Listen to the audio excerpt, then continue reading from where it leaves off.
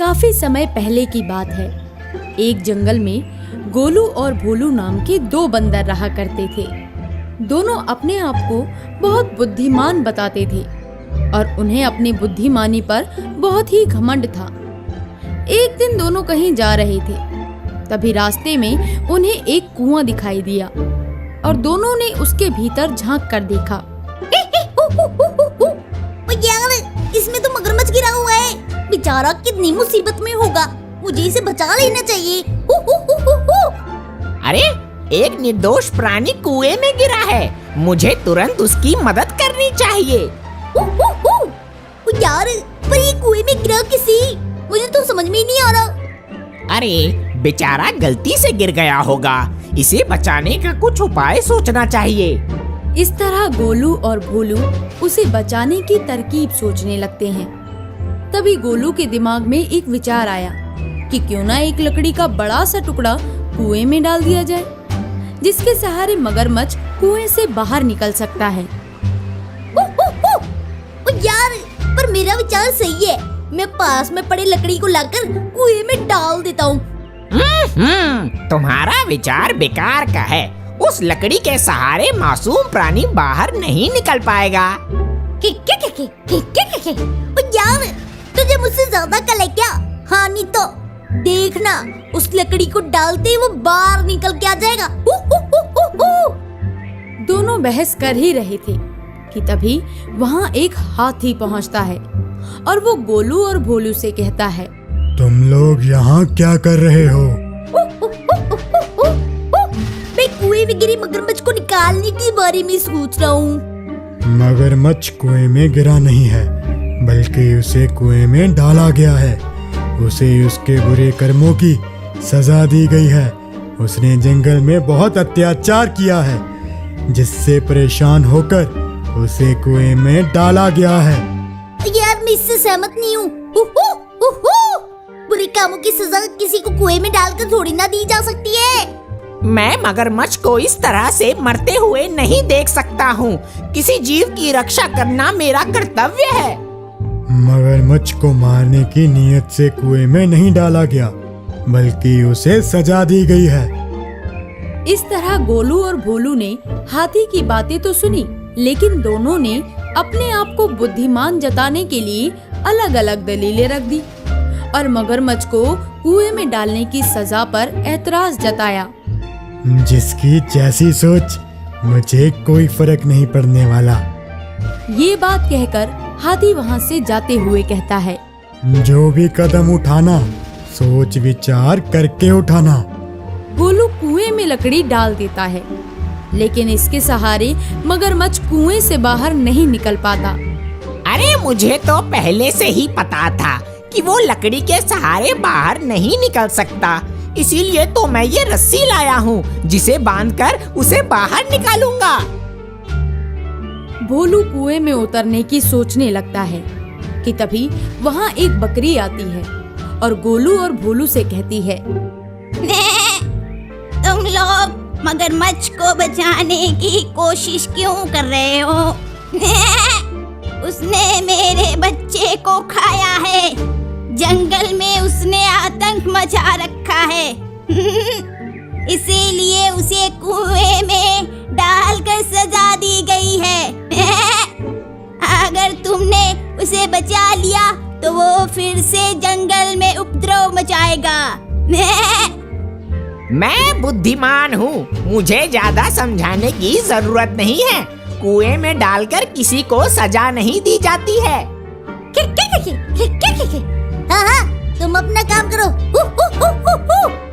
बकरी उदास होकर चली जाती है, लेकिन उससे रहा नहीं जाता और थोड़ी ही देर बाद वो फिर से लौट कर आती है और गोलू और भोलू को समझाने लगती है कि शायद वो दोनों मगरमच्छ को कुएं से निकालने का अपना इरादा बदल लें।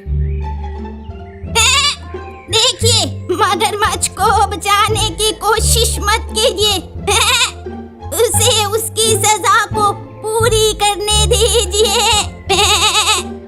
इसने परेशान कर रखा है, इसे दूसरे तरीके से समझाना पड़ेगा। भोलू बकरी के पास आता है और उसके मुंह पर एक जोरदार तमाचा लगा देता है।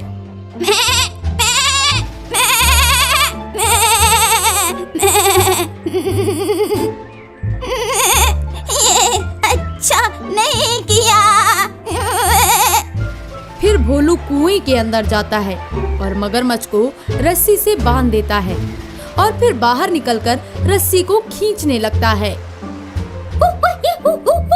थोड़ा जोर से रस्सी को खींचो।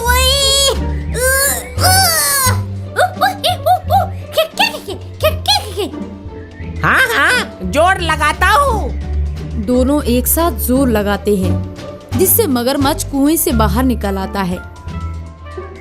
मगरमच्छ को कुएं से निकालने में कामयाब होने पर गोलू भोलू बहुत ही खुश होते हैं।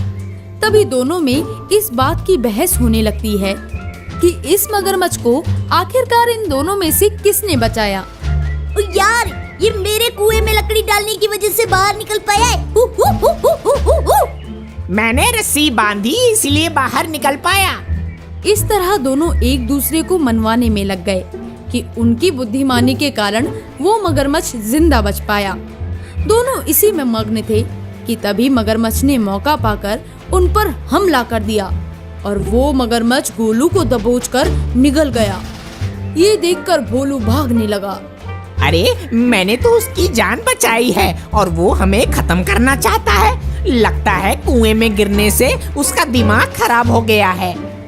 भोलू के भागकर कुछ दूर जाने पर उसे एक अमरूद का पेड़ दिखाई देता है और वो उस पेड़ पर चढ़ जाता है और मगरमच्छ उस पेड़ के नीचे जाकर बैठ जाता है।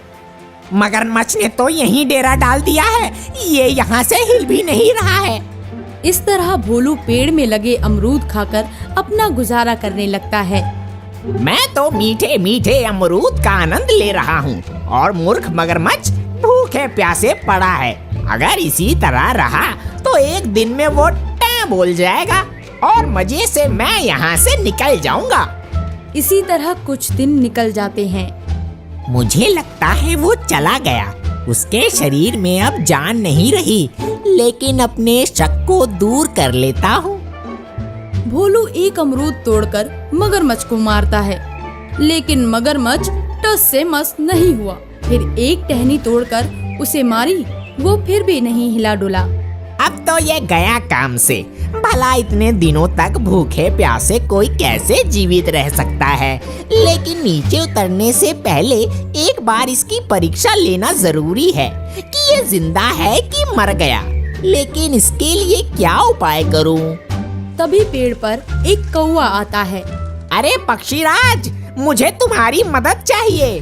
मैं भला तुम्हारी क्या मदद कर सकता हूँ?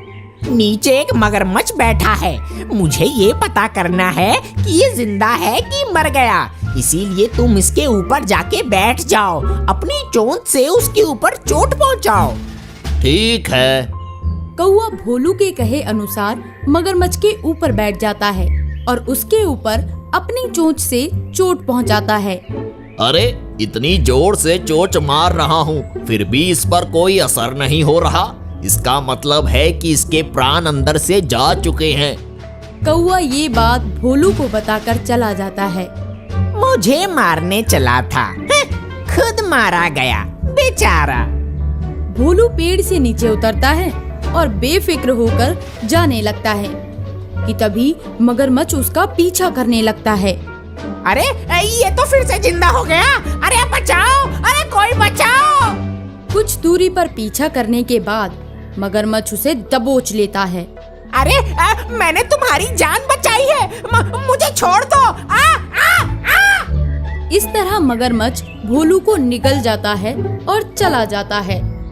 तो दोस्तों, इस कहानी से हमें ये शिक्षा मिलती है कि हमें हर जगह अपनी बुद्धिमानी नहीं दिखानी चाहिए।